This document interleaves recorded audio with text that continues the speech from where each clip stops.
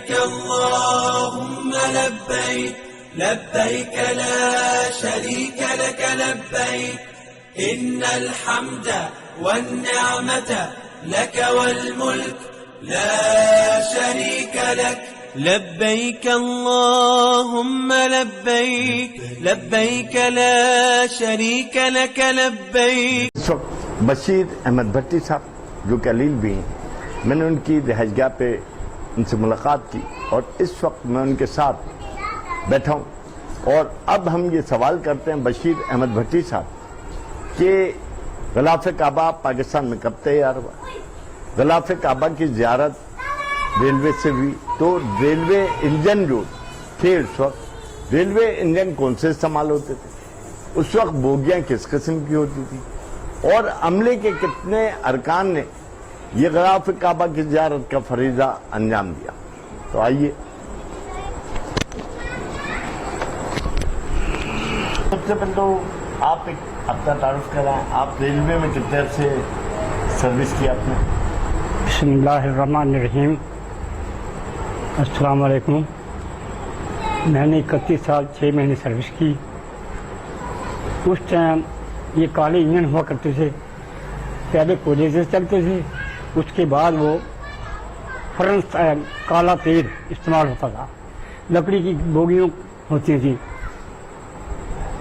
اور اس ٹائم جب یہ غلاف کعبہ بنا تو اس ٹائم عوام نے خواہش ظاہر کی کہ ہمیں پورے پاکستان میں اس کی زیارت کرائی ہے، تو یہ 6 بوگے پر اور 1 انجن پر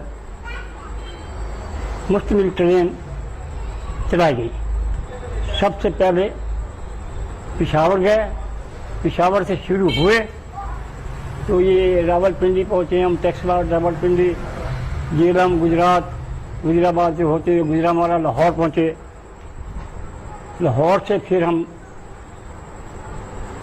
وایا شیخ پورہ فیصل آباد. اس ٹائم یہ فیصل آباد نہیں ہوتا تھا بلکہ یہ لائل پور ہوتا تھا.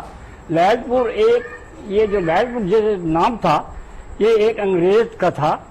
وہ لارڈ بیڈمنٹن کا عزیز اور رشتہ دار تھا وہ. تو وہ اس نے اپنا نام لائل پور رکھا ہوا تھا.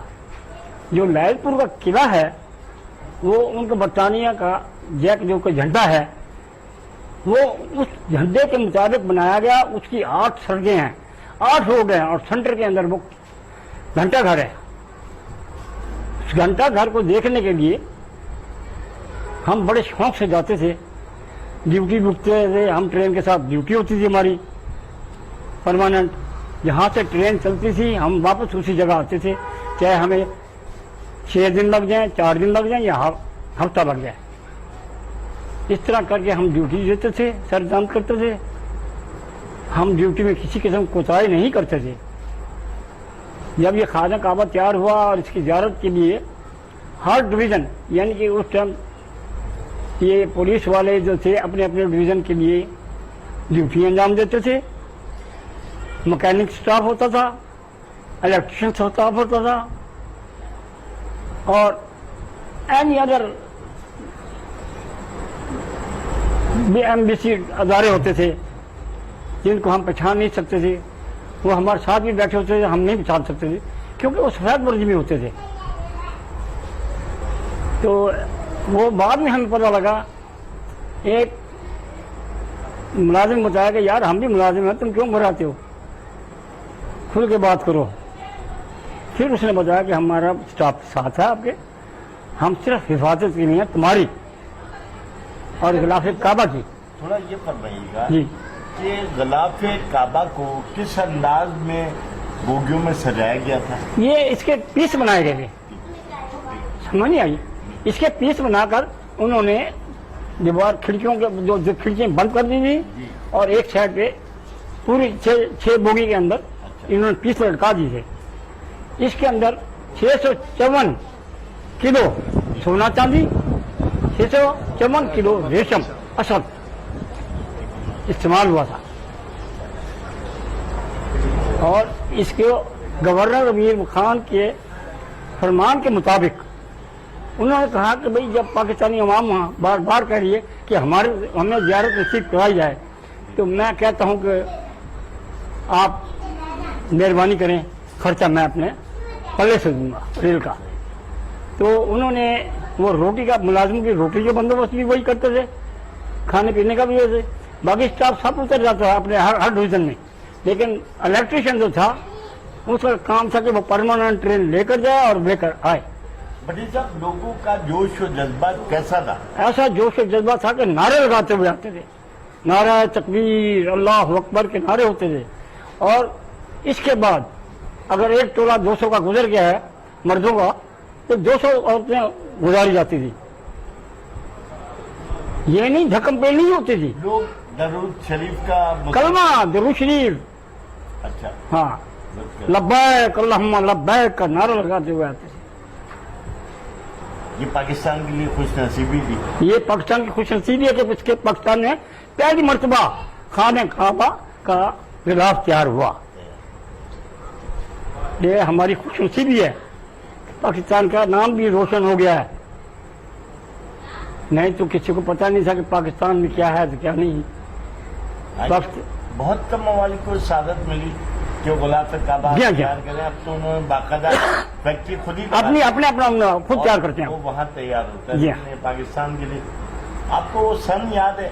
کون سا سن تھا؟ صدر کون تھے؟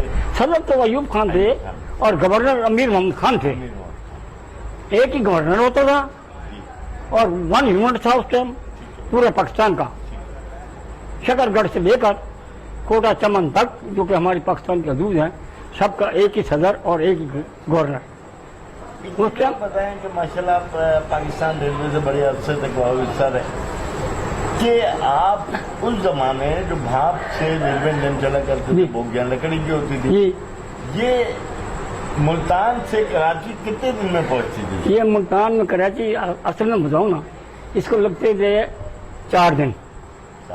ایک ٹرین چلتی تھی کراچی سے لاہور کے لیے پیسنجر، جو کہ 7 دن میں پہنچتی تھی لاہور، کیونکہ ہر اسٹیشن پہ وہ رکتی تھی، پیسنجر ٹرین ہوتی تھی، چاہے رات ہو یا اس میں ہر اسٹیشن رکنا ہے۔ اس کے بعد یہ اس ٹائم ٹرینیں بھی اتنی نہیں تھے، صرف یہ کوئلے کے انجن ہوتے تھے، چھک چھک کرتی ہوئی جا رہی ہے اور دنیا لٹکی ہوئی ہے، دیکھ رہے ہیں یہ ہے وہ ہے۔ بات تو یہ ہے کہ اس ٹائم ہمارا ملک ترقی پذیر نہیں تھا، یہ شکر الحمدللہ کہ اللہ نے پاکستان کو سنبھال لیا ہے۔ یہ ہمارے کلمہ کی مدد سے ہم اس نوبت کو پہنچ گئے کہ آج پوری دنیا کے اندر پاکستان کا نام ہے،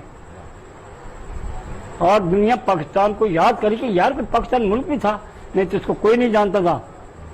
یہ جتنے بھی باہر کی کنٹری ہیں، فرانس، جرمنی، ان کو کوئی علم نہیں تھا، یہ کہتے ہیں چھوٹی سا صوبہ ہے،